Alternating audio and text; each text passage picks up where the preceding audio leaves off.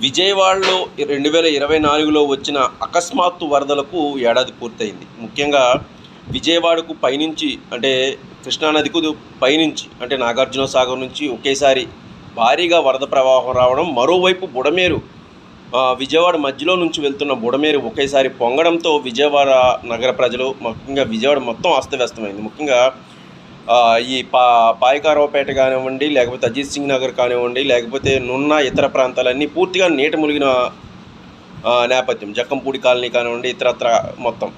So పూర్తి స్థాయిలో విజయవాడ ఒక జలదిగ్బంధంలో చిక్కుకుంది. ఒక పక్క కృష్ణాకు వరదలు, మరోవైపు బుడమేరు అనుకోని రీతిలో పొంగడంతో చాలామంది, లక్షల మంది నిరాశ్రులయ్యారు.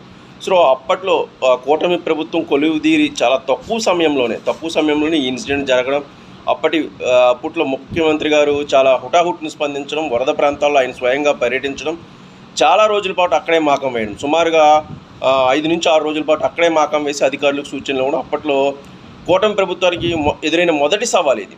సో దీనికి సంబంధించి ఉప ముఖ్యమంత్రి పవన్ కళ్యాణ్ గారు కూడా అప్పుడు అంతే వేగంగా స్పందించారు. మొత్తం 52 గ్రామాలకు సంబంధించి వరదల్లో చిక్కుకున్న గ్రామాలకు తన సొంత డబ్బులతో ₹1,00,000 మేర సహాయం చేశారు.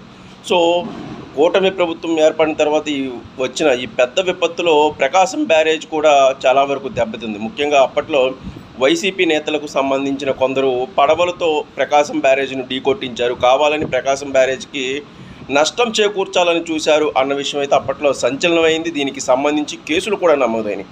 సో అంటే విపత్తులో రాజకీయం కూడా జరిగిన మొదటి సందర్భం. ముఖ్యంగా అప్పట్లో కొత్తగా వచ్చిన కూటమి ప్రభుత్వానికి పూర్తిగా సవాల్ విసిరిన నేపథ్యం. సో ఇలాంటి కీలకమైన పెద్ద విపత్తుకు సంబంధించి రాష్ట్ర ప్రభుత్వం తీసుకున్న చర్యలు కానీ, రాష్ట్ర ప్రభుత్వం స్పందించిన తీరు కానీ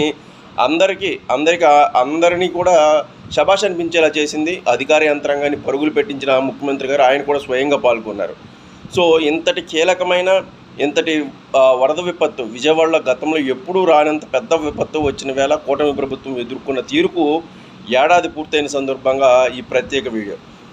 దీనికి సంబంధించి అంటే అప్పట్లో ఈ రక్షణ గోడ విషయంలో కూడా రాజకీయం ఏర్పడిన నేపథ్యంలో దాని మీద కూడా చాలా పెద్ద చర్చ అయితే అప్పట్లో జరిగింది. సో అందరూ కూడా స్పందించి విరాళాలు ఇవ్వడం, విజయవాడని మళ్ళీ పునర్నిర్మించడం, బాధితులందరికీ కూడా నష్టాన్ని లెక్క కట్టి ఎప్పటికప్పుడు సహాయం చేయడం అనేది చాలా గొప్ప విషయం. సో విజయవాడ వరదలకు ఏడాదిని పూర్తయిన సందర్భంగా ఈ ప్రత్యేక వీడియో. సో ఎప్పటికప్పుడు అప్డేట్స్ గురించి ఛానల్ని ఫాలో అవ్వండి, అలాగే వీడియోని లైక్ చేయండి. Thank you.